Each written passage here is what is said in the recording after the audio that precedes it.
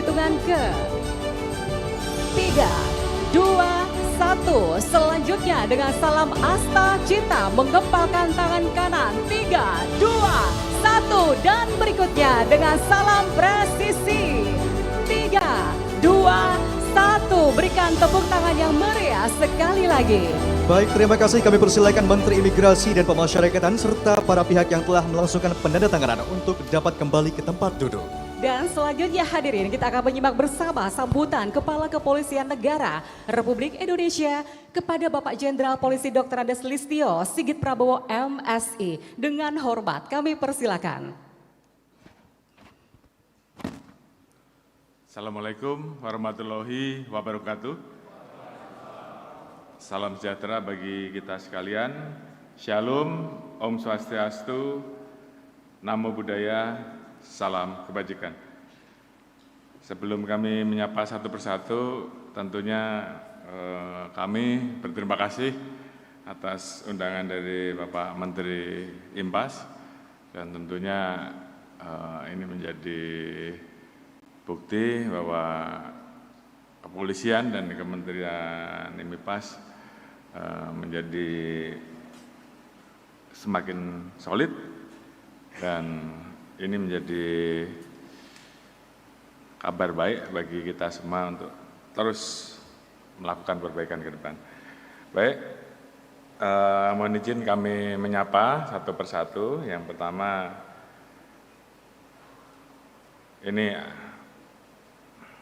senior saya, abang saya, Menteri Imipas RI, Jenderal Polisi Purnawirawan Dr. Agus Andrianto, beserta pejabat Kementerian Impas, Pak Wamen Impas, Pak Silmi, Sekjen Kementerian Imipas, Dr. Asep Kurnia, Irjen Imipas, Komjen Pol Purnawirawan Dr. Andes Sian Sultra, Dirjen Pemasyarakatan, Irjen Pol Dr. Andes Masudi, PLT Dirjen Imigrasi, Brigjen Pol Yuldi Yusman, SEMSI, Kepala BPSDM Imipas, Bapak Arman Riyadi, SIP MSI. Mungkin perlu diberikan tepuk tangan untuk semuanya. Kemudian kami laporkan Pak Menteri, hari ini kami didampingi oleh Bapak Kabah Intelkam, Bapak Komjen Pol Dr. Andes Hardiantono, kemudian Bapak Astamaop, Bapak Komjen Pol Ahmad Wiagus, Kadif Kumpori, Irjen Pol Dr. Victor Theodoris Siumbing, Kalemdiklat Polri, Komjen Pol Profesor Dr. Krisnanda Dwi Laksana, kemudian ada Wakalemdiklat Polri, Irjen Pol Dr. Eko Budi Sampurno, Karubindiklat, Brigjen Pol Dr. Susilo Teguh, Kadiklat Serse, Brigjen Pol Agus Santoso, Kapusdik Intel Lemdiklat, Kombes Pol Heri Prianto. Yang saya hormati para staf ahli, staf khusus, dan tenaga ahli Menteri Imipas, para pimpinan tinggi Pratama di lingkungan Kementerian Imipas, para kepala kantor wilayah Direktorat Jenderal Imigrasi dan kepala kantor wilayah Dirjen Pemasyarakatan, para kepala UPT, Imigrasi dan Pemasyarakatan seluruh Indonesia, serta Atase Imigrasi yang saat ini hadir secara virtual, serta tentunya para hadirin yang saya hormati dan saya banggakan. Alhamdulillah, tentunya pertama-tama saya ucapkan apresiasi dan terima kasih setinggi-tingginya kepada Bapak Menteri Mipas dan seluruh jajaran yang hari ini kita semua diberikan kekuatan dan kesehatan untuk bersama-sama melakukan tanda tangan nota kesepahaman, di mana nota kesepahaman ini sebelumnya sudah berjalan 5 tahun, namun kemudian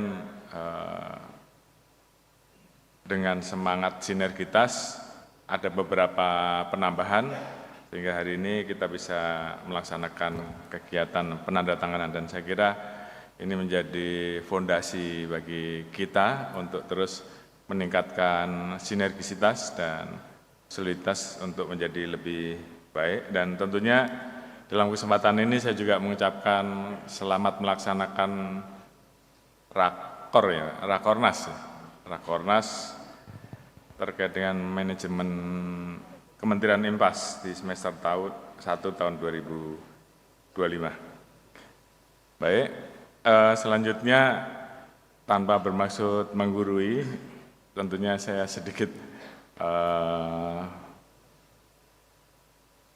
menyampaikan perkembangan dinamika global yang tentunya harus kita ketahui bersama-sama karena memang implikasinya terhadap situasi keamanan khususnya yang terjadi di dalam negeri. Demikian juga bagi teman-teman di TNI ini berdampak kepada bagaimana kita harus waspada untuk menjaga kedaulatan. Demikian juga teman-teman di IMPAS juga tentunya memiliki tugas yang sama untuk juga kita sama-sama hati-hati karena implikasi tersebut tentunya akan berdampak terhadap situasi yang ada dan membuat masing-masing institusi harus bertanggung jawab untuk lebih waspada. Kita tahu bahwa perang Rusia-Ukraine, kemudian Israel-Palestina, India-Pakistan, Amerika Serikat, China, Israel-Iran, dan Thailand dan Kamboja beberapa waktu yang lalu. Ini tentunya mau tidak mau akan membawa dampak yang tentunya tidak hanya terjadi di kancah global, namun juga terjadi juga di kancah regional, bahkan juga implikasinya terjadi di dalam negeri. Tidak hanya kemudian berdampak terhadap masalah pangan, tapi juga kemudian berdampak kepada masalah ekonomi, dan kemudian juga berdampak kepada masalah kemanusiaan. Kita lihat bagaimana situasi yang ada tiap hari kita melihat di TV, khususnya di Timur Tengah, masyarakat yang kelaparan, genosida, kejahatan kemanusiaan itu terus terjadi. Dan ini kemudian menimbulkan reaksi-reaksi, baik yang ada di luar negeri, bahkan Amerika sendiri, dan juga tentunya kawasan regional dan Indonesia khususnya. Di sisi lain ada perang dagang yang terjadi dan ini tentunya menimbulkan eskalasi yang berdampak kepada masalah pangan, masalah ekonomi, dan tentunya Indonesia harus betul-betul bisa memainkan politik luar negerinya sehingga posisi Indonesia tetap terus terjaga di tengah situasi krisis global yang saat ini mulai terjadi. Bagaimana dunia kemudian mengubah target pertumbuhan ekonominya dan Indonesia harus menjaga dan mempertahankan agar ekonomi kita tetap terjaga bahkan tumbuh. Di sisi lain banyak permasalahan yang muncul, yang terjadi, yang tentu juga kita hadapi. Banyaknya pengungsi, refugi, kemudian juga munculnya masalah-masalah baru karena adanya disparitas di bidang ekonomi yang kemudian memunculkan masalah-masalah kejahatan, apakah itu transnational crime, baik di masalah penyelundupan, orang, barang, narkoba, ini terjadi termasuk juga barang-barang terlarang, ini terjadi. Di satu sisi situasi teknologi yang saat ini terus berkembang, disrupsi teknologi bahkan berdasarkan Global Risk Report itu menjadi permasalahan nomor 1 di seluruh dunia dan ini memang harus kita hadapi. Mungkin